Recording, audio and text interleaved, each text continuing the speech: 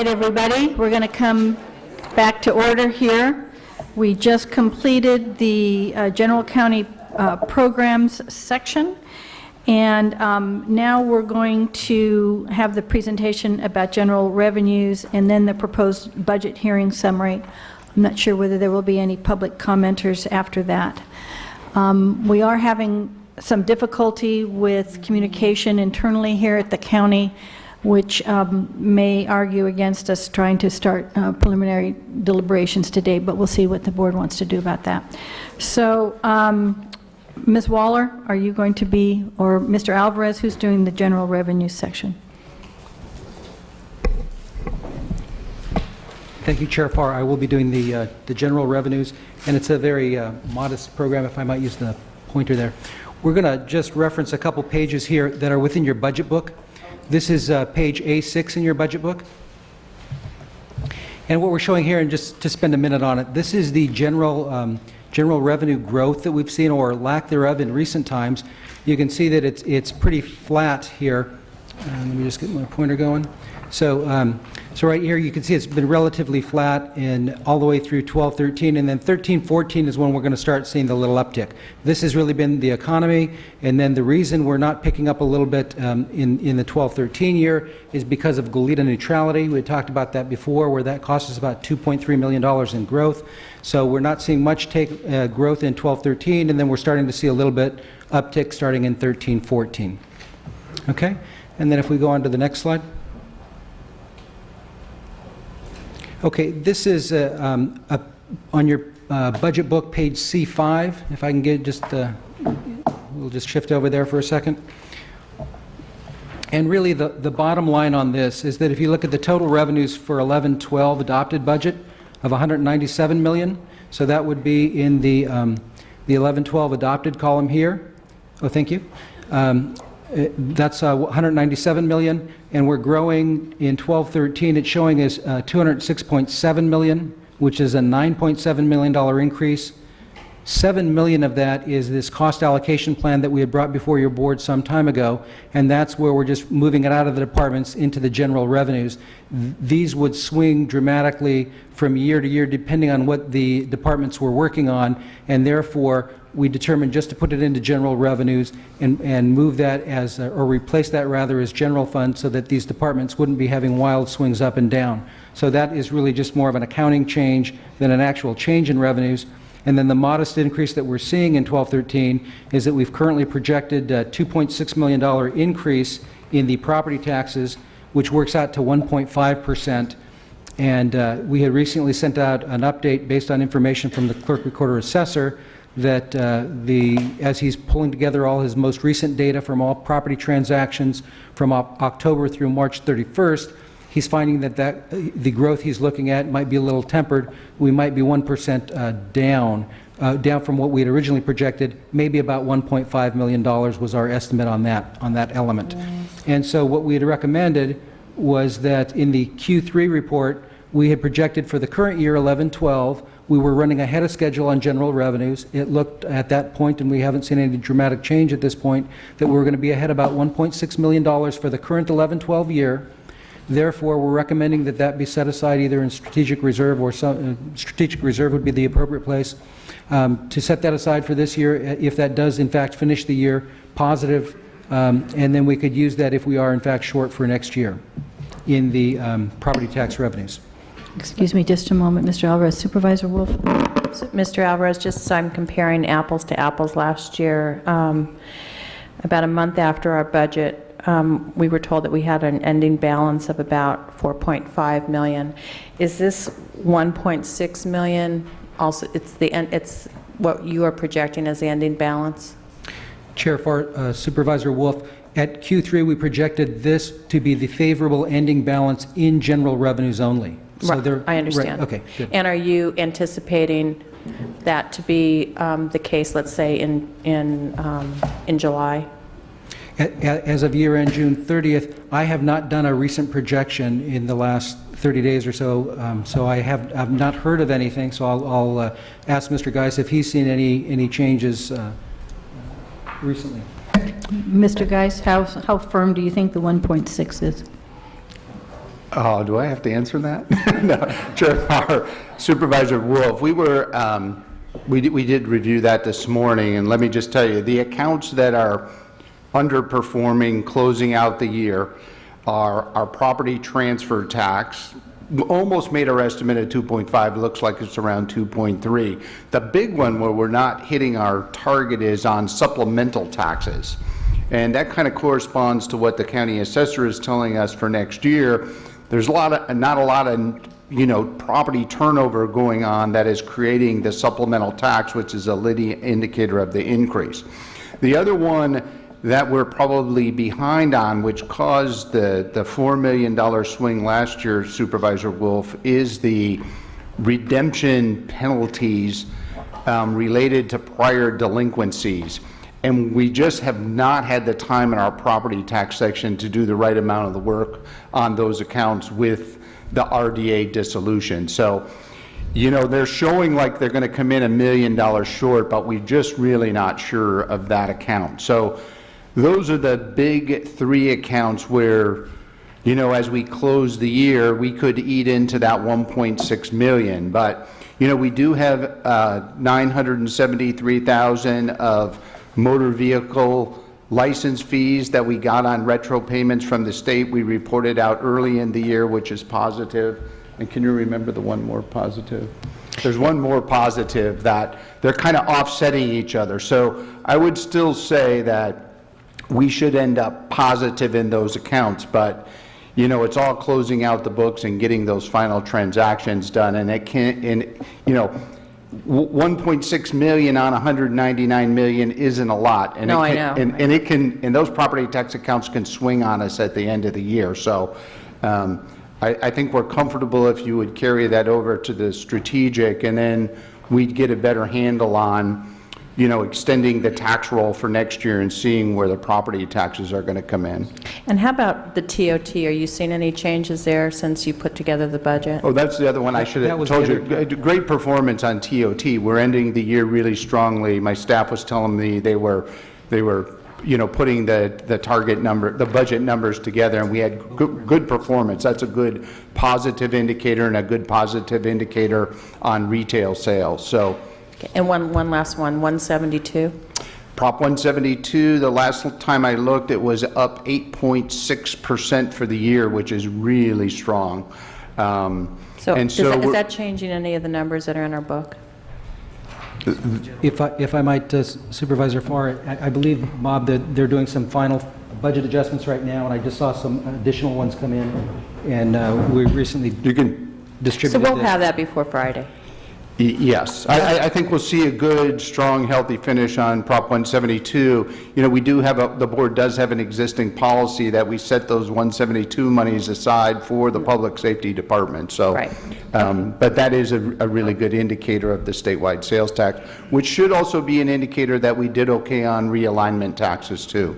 But that's a whole different formula. I know that's a pretty complex answer to your question, and I'm hedging a lot. Oh, I appreciate it. Thank you. All right, Mr. Alvarez? Okay, so then the favorable taxes, we talked about the projection and the update on that. Let's see, so for next year, we're seeing that retail sales are projected to be down about $400,000, and that is a result of the Goleta neutrality. So actually, that was, I think the loss was about 1.3, so we're actually seeing a little growth that is masked by that loss from Goleta.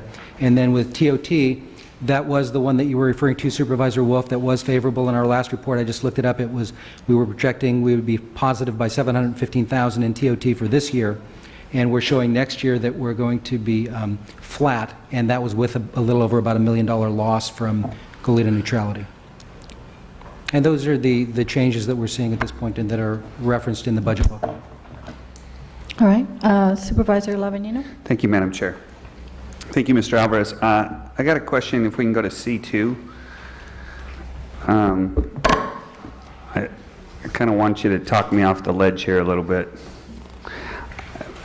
And I hope I'm reading this wrong, or that that it's not as bleak as I'm seeing. But on C2, if you're on the right side, character of expenditures, and we go to salary and benefits total, For 10-11, it was 449 million, and we're projecting in 13-14 an increase of 50 million to 499 million? That's correct? Supervisor Lavanino, so you're seeing that that is correct, that it's Okay. going up. The largest element in there is retirement. Okay, so It that's is going going up up. 50 million, but then on the next page, if we go to C3, our total revenue over that same time period, we're projecting down 2 million? From 743 million to 741?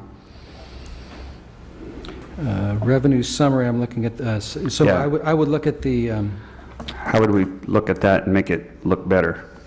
well, that is about right. The 743 to the 741 is about what Okay. we've seen throughout.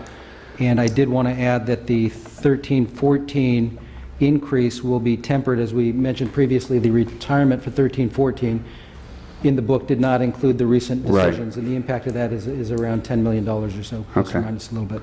But it does go to the point of use of one-time, and that use of one-time is coming down. Okay. Projected I think this goes back to what the sheriff was talking about yesterday or today or Monday or sometime about increasing our revenue avenues. Obviously, we're not keeping pace right now, and we've got to work on both ends of that, so. All right, thank you. Okay. Is that the end of your That's the end of presentation? my then? presentation. All right, thank you, Mr. Alvarez. So CEO Waller, did you want to do a budget hearing summary? Chair Farr, certainly I am ready to now, or if your board is had enough of listening to us today, we can do that tomorrow as well, so it's whatever your preference is. Can I just ask one Yes, question? Supervisor Wolf. We just got back the board inquiry form. It was the question I had on Monday about the Ag Commissioner. And I just wanted to make sure I'm reading this before we leave today, reading this correctly. That it says that there's approximately $220,000 available for a different Ag Department use, and that's based on that scanner program. So is that accurate? So if we wanted to look at the biologist position, we could use the 220? Chair Supervisor, that is accurate. What the department had anticipated when they put their fee package together and were looking at their 13-14 expected budget gap was that those dollars would fill their budget gap, but they are certainly at the discretion of the board if you would choose to actually appropriate them for the upcoming fiscal year. Okay, thank you. But again, that would have to be moved over because scanner money has to be used for the scanner position. And then the idea is that would have freed up other money in the budget that could go towards the ag biologist. I think that's what was said Yes, that's before. correct, Chair. Okay, all right. I think it's the scanner money, but they. It's a scanner and device funding. It's both programs that your board approved fee increases for, and we'll be bringing back a proposal to appropriate those fees as they start coming in July. What I'm trying to understand is the response here that when we spoke to the Ag Commissioner, she said you can only use that money for someone to do the inspection. And what I'm reading here is that you could use $220,000 for available for a different Ag Department use. Chair, Supervisor, prior to your approving the fee increases, there was general fund that was being utilized to conduct these programs. With the fee increases that your board approved, those general fund dollars that were being used could be freed up for your board to reappropriate. What the department had intended those freed up general funds to be used for was to offset what they saw as their budget gap in 13-14. But bottom line, they're available to you for your discretion. Okay, thank you. Thanks very much. Okay, so I guess I would like to hear from my fellow board members about how they want to move forward from here. We have Ms. Waller's proposed budget hearing summary before we would go into preliminary board deliberations. It's 5 minutes to 5, and I understand we have this problem with communications internally, which is difficult. So what do people want to do? Supervisor Carvajal. Madam Chair, I have found that in the past, when we provide some reasonable substantive guidance today, it lends itself for staff to work on finessing the numbers, coming back to us with whatever final we want to do on Friday. So I mean, I'd rather we spend a good half hour on that, and then if not, we end up doing it all on Friday, and either way is fine. But I'm fine, but I don't have to drive up north either. Yeah. But if you're fine with it, I'm fine with it. I would much rather just start new on Friday. I have an appointment in North County at 6, and I just would really appreciate it if we just adjourn at this point. Okay, but I'm sorry, Madam Chair, do we have for our restorations or whatever we want to do, and I know I turned them in to Tom on a piece of paper, but is there an electronic form that we're using that you would like us to use so that make it a little bit easier for everybody? Chair, Supervisor, the electronic form that we'll be utilizing is attachment E, and we sent that all to your offices in an Excel spreadsheet. I think what the problem is right now, you're unable to access that, Yes. that spreadsheet. So I spoke with our IT folks. What we intend to do is take our entire system down at 5 o'clock, reboot up, and so that should be available to you later this evening. Okay, go ahead, Supervisor, I'm sorry, Supervisor Gray, was that it? That's Okay. what I'd like to do. Supervisor Wolf?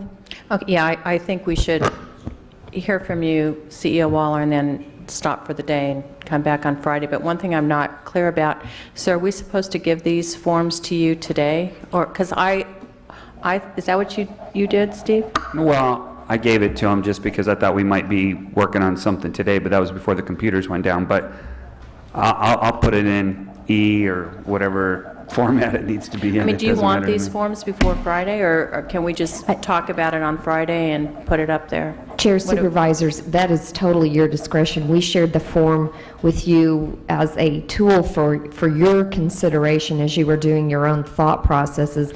Certainly, if you want to share those and you want to put those up as you're having the discussion, we can do that, or we can do a immediate response to whatever suggestions that your board has tomorrow. So totally up to you. Okay, well, I'm very concerned that we're going to lose Supervisor Gray if she has to be in North County in an hour.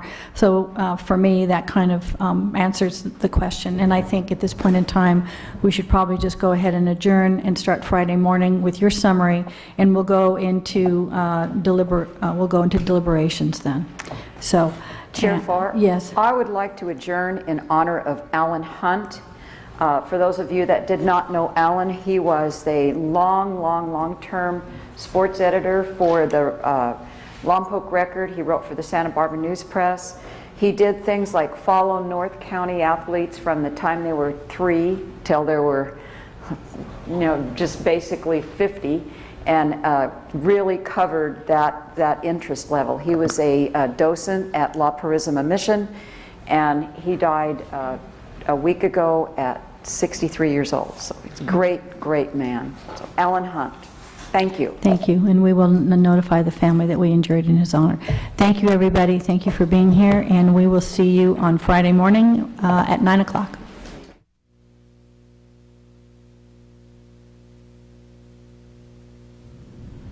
Thank you.